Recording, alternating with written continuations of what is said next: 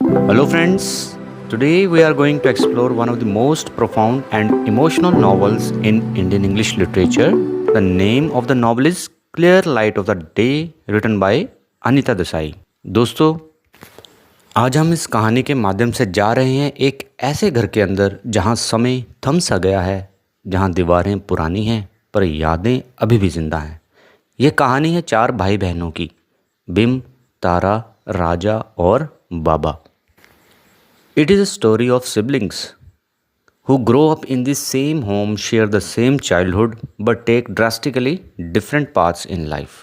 Friends, this novel explores the complexities of family bonds, पारिवारिक रिश्तों में जटिलताएं, the burden of memories, यादों का, स्मृतियों का बोझ, the silence of emotional abandonment, भावनात्मक अपेक्षा की खामोशी, यानी कि जब कोई करीबी व्यक्ति भावनात्मक इमोशनल रूप से हमारा साथ छोड़ दे, और इसके बाद मन में पसरा हुआ सन्नाटा, the silence of emotional abandonment, and finally the power of forgiveness and self realisation, और अंत में क्षमा की शक्ति जो घावों को भर देती। दोस्तों, the title clear light of the day symbolises the moment of clarity, जब पास्ट में मिले हुए घाव बिगिन टू हील, भरने लगते हैं, and one seize life, love and family in a new light, यानी कि वह क्षण जब हम सब कुछ साफ साफ देख और समझ पाते हैं, खुद को भी और दूसरों को भी।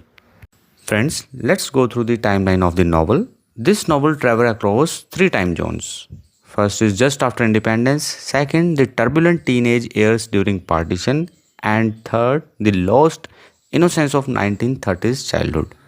Friends, each time shift brings out how memories shape the self and the past haunt the present. हर समय बदलाव यह दिखलाता है कि याद किस तरह व्यक्तित्व को आकार देती है और अतीत किस तरह वर्तमान को सताता है।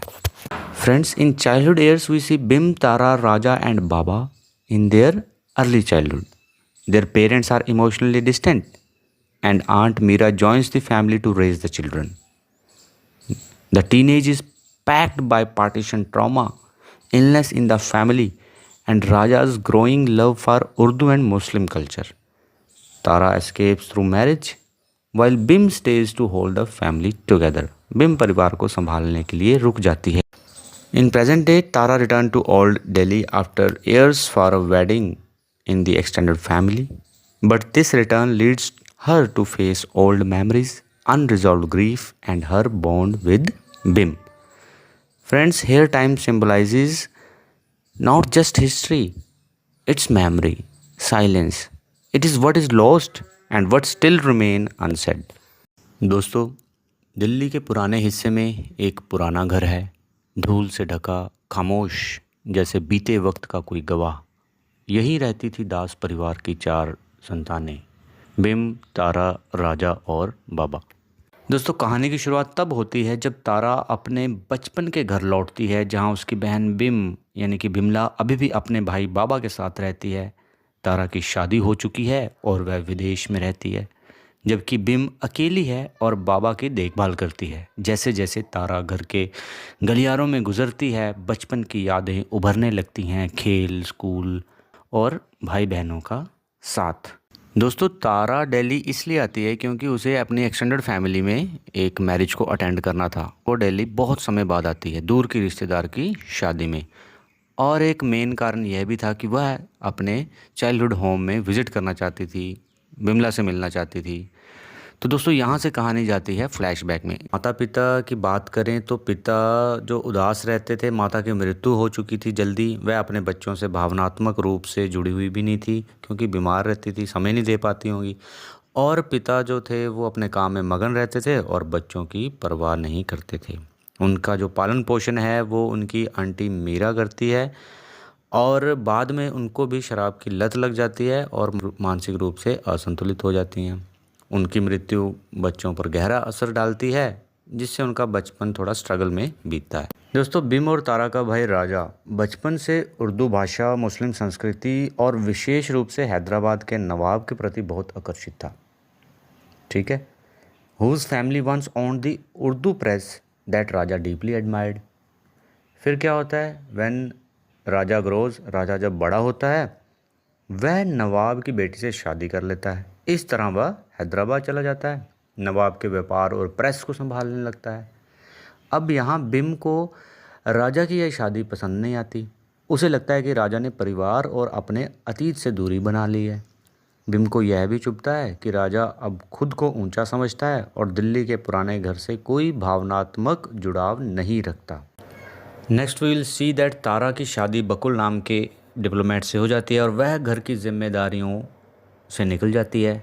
राजा पड़ोसी हैदर अली के परिवार और मुस्लिम संस्कृति से प्रेरित आकर्षित हो जाता है। वह हैदर अली की बेटी से शादी कर हैदराबाद चला जाता है। बिम जो है वो अकेली दिल्ली में रह जाती है और बाबा की देखभाल और घर की जिम्मेदारी उसी पर आ जाती है। दोस्तों, जब राजा हैदराबाद चला जाता है, he writes to Bim in a very formal tone, जिसमें ये लिखा था कि you may continue to live in the house as long as you wish. इससे बिम को जो है इंसल्ट महसूस होती है, as if he was the owner now giving her permission to live in their shared childhood home. उसे ऐसा लगता है कि राजा ये खत लिखकर उसे अपने ही घर में रहने की एक परमिशन दे रहा है जहां उन्होंने बचपन साथ में बिताया था। This letter creates a permanent rift between the siblings. Bim stops all communication with Raja, believing he has forgotten his roots. Bim ने उस लेटर का ये अर्थ निकाला कि जैसे मानो राजा अब घर का मालिक है और उसे बस दया से रहने दिया गया है वहाँ पर, क्योंकि लेटर की फॉर्मल टोन उसे ऐसी प्रतीत होती है, जबकि उसने इस घर को संभाला, बाबा की देखभाल की और कभी घर नहीं छोड़ा। और बिम को ऐसा लगता है कि तारा और राजा दोनों ने उसे उसके हाल पर छोड़ दिया। इसी वजह से वो उनसे नाराज़ रहती है। जब तारा वहाँ विज़िट करती है तो उसे ढंग से बात नहीं करती, लेकिन धीरे धीरे चीज़ें सॉल्व होती हैं और तारा का अभी जाने का समय वापस आ चुका है। The emotional tension between her and Bim starts to soften, थोड़ी कम होने लगती है, धीरे धीरे पिघलने लगती है। तारा उसे पुरानी अच्छी यादें याद दिलाती है और राजा को माफ़ करने को भी कहती है। अब दोस्तों, बिम जो है, Bim reflects on her own bitterness and recognises that her siblings did not live out of cruelty but due to personal needs। उसे ऐसा महसूस होता है, आत्मविश्लेषण करती है और समझने की कोशिश करती है कि भाई बहन क्रूअल नहीं थे, उन्होंने अपने जीवन की आवश्यकताओं के कारण अलग रास्ता चुन लिया। बस यहाँ से हमें कहानी के अंत में बिम राजा को चिट्ठी लिखने के बारे में सोचती हुई दिखाई देती है। तो दोस्तों, इस नॉवल का जो नाम है clear light of the day, यानी दोपहर की साफ रोशनी, जिसे हम समझ सकते हैं कि एक ऐसी स्पष्टता के रूप में जो समय और जीवन के अनुभवों से आती है। Let's go through the important themes of the novel. Family and abandonment, यहाँ पे हमें भाई बहनों के बीच भावनात्मक दूरी और अलगाव देखने को मिलता है। Time and memory, past and present जो हैं यहाँ पर कॉन्स्टेंटली ओवरलैप होते हैं स्टोरी में। फॉरगिवनेस एंड रिकन्सिलिएशन, जो बिम है माफ़ करना और कड़वाहट छोड़ना सीखती है। और clear light of the day यहाँ रिप्रेजेंट करती है understanding truth and emotional clarity, समझ, सच्चाई और मानसिक स्पष्टता। Now friends, narrative technique. Anita Desai uses streams of consciousness, flashbacks and shifting perspectives. The narrative moves between past and present seamlessly, mirroring how memories work. किस तरह से हमारी यादें मन में आती जाती हैं। दोस्तों, स्ट्रीम ऑफ कॉन्शियसनेस आप समझिए कि एक ऐसी टेक्निक, लिटरेरी टेक्निक, जिसमें किसी पात्र के मन में चल रही विचारों की धारा, स्ट्रीम जो धारा है, को उसी रूप में लिखा जाता है जैसे वे उसके दिमाग में आते हैं। सो फ्रेंड्स, आई होप जो कोशिश मैंने की है आपको इन शॉर्ट इम्पोर्टेंट चीज़ों को समझाने की, स्टोरी का ओवरव्यू, जनरल ओवरव्यू, और साथ ही साथ narrative technique, themes of the novel. और दोस्तों, इस कहानी को सुनकर, समझकर इन बातों को आप अपने शब्दों में बिम तारा का रिलेशनशिप, कुछ इस तरह के प्रश्नों के उत्तर भी लिख सकते हैं। I hope you have enjoyed this session. Thank you very much.